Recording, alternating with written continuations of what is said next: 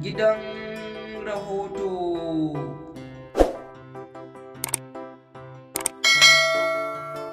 Abin farin ciki ya samu, Timayula za ta yi aure. Kamar yadda ragowar 'yan Kannywood suka kasance a cikin wannan shekara suke ta faman aure.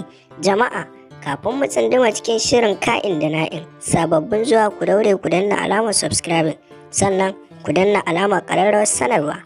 Kafin mu dawo, za mu ɗan je hutun rabin lokaci. Idan muka dawo kuwa, za mu kawo muku shirin gadan-gadan. Ku kasance da mu a wannan channel ta mai suna Gidan Rahoto.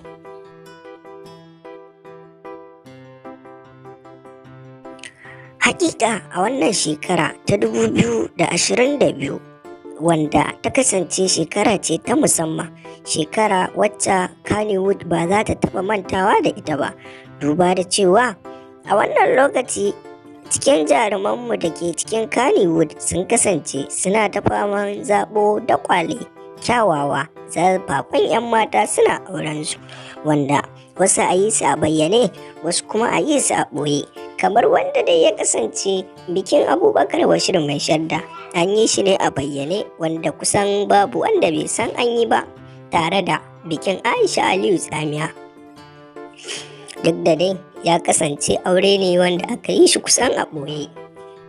Bayan na Aisha Aliyu Tsamiya, aka zo aka yi na Ali Artwork, wanda shi ma wasu sun sani wasu ba su sani ba, amma bayan su akwai wasu waɗanda aka yi wa aure, kamar irin su Hafsa Idris Barauniya tare da Sultan Abdulrazak, wanda kuka fi sanin shi da mazaɓaɓɓakar fassarar Hausa, wato Sultan Film Factory, shi ma an yi auren shi.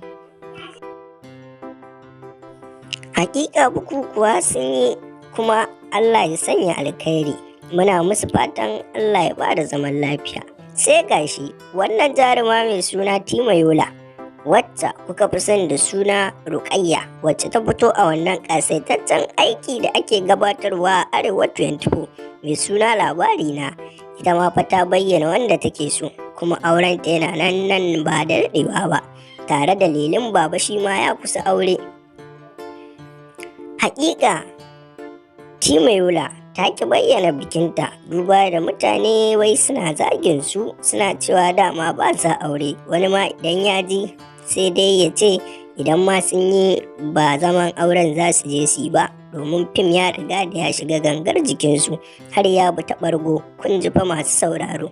To hakan ne ya sa Timayula ta ki sanarwa da kowa, amma idan kuna bibiyar mu a wannan channel, za ku ringa samun rahoto da zarar abu ya faru, domin wannan channel taku ce. Kada ku manta subscribe, like, comment, community da dai shauransu. Gidan Rahoto taku ce.